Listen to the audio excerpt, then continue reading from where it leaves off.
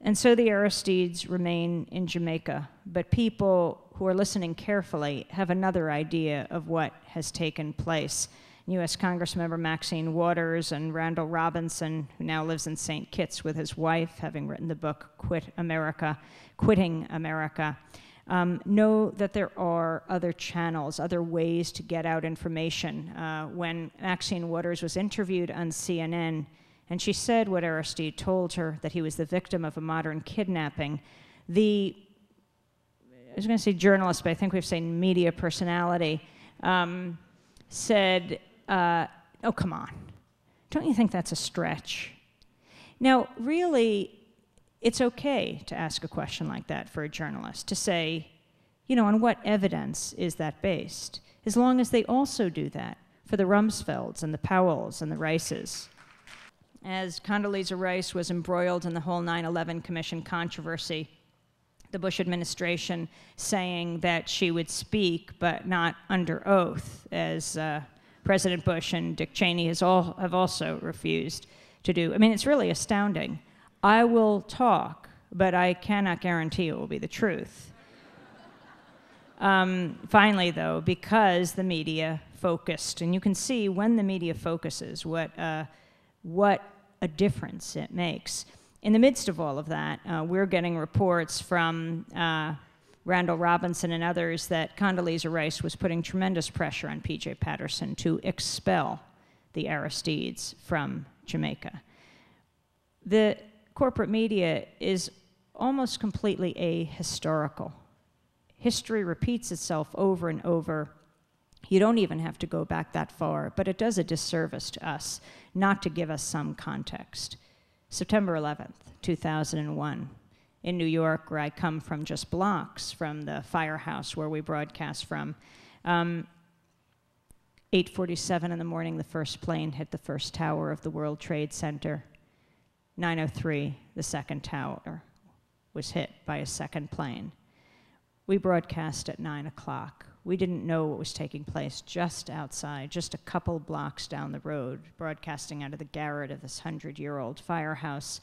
We just kept on with our show, which was about the connection between terror and the date, September 11th.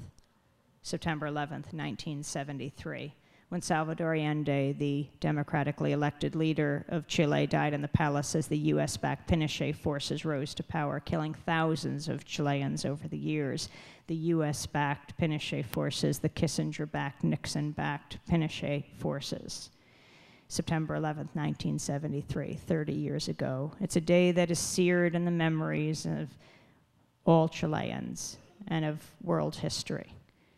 And that was not the only September 11th. September 11th, 1990, Guatemalan anthropologist Myrna Mack died as she was killed by US-backed security forces in Guatemala. September 11th, 1977, the founder of the Black Consciousness Movement, Steve Biko, was being beaten to death by US-backed apartheid forces in the back of a van, died in the early hours of September 12th. September 11th, 1971, the Attica Uprising, in the midst of it. 2 days later, then New York Governor Nelson Rockefeller called in the state troopers, and they opened fire on the prisoners who were protesting the living conditions and killed 39 of them and wounded more than 88 others.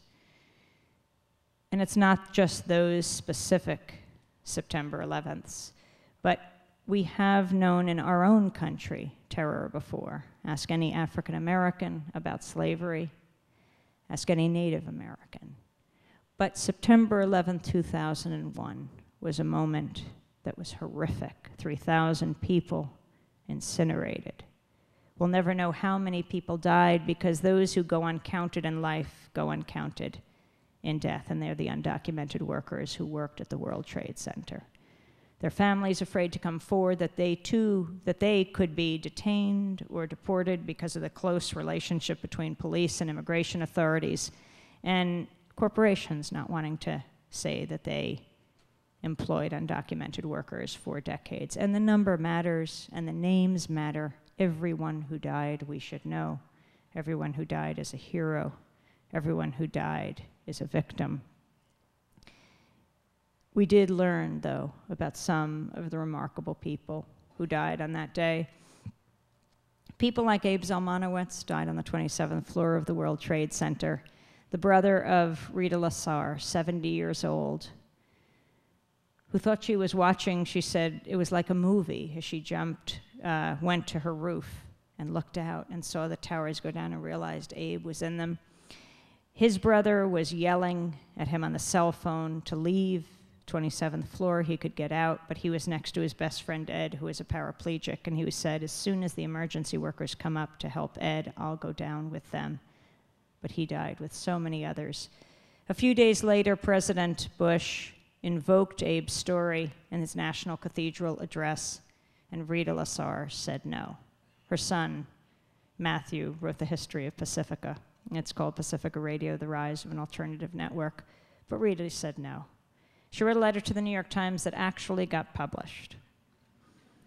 And she said, even as I know the worst pain of my life, it will only increase my suffering to know that a sister in Afghanistan will soon lose her brother. Not in my name, not in my brother's name.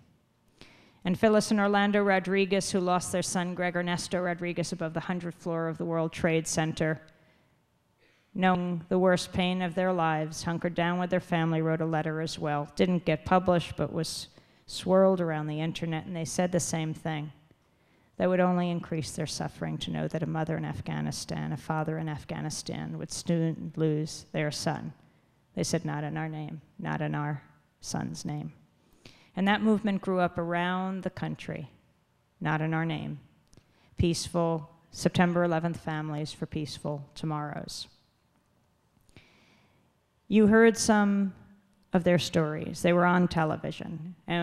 They talked about their loved ones who died, but when they moved from description to prescription, what should happen, that they did not believe war was the answer, they cut away. And instead they turned to the experts in terrorism, Oliver North, Henry Kissinger.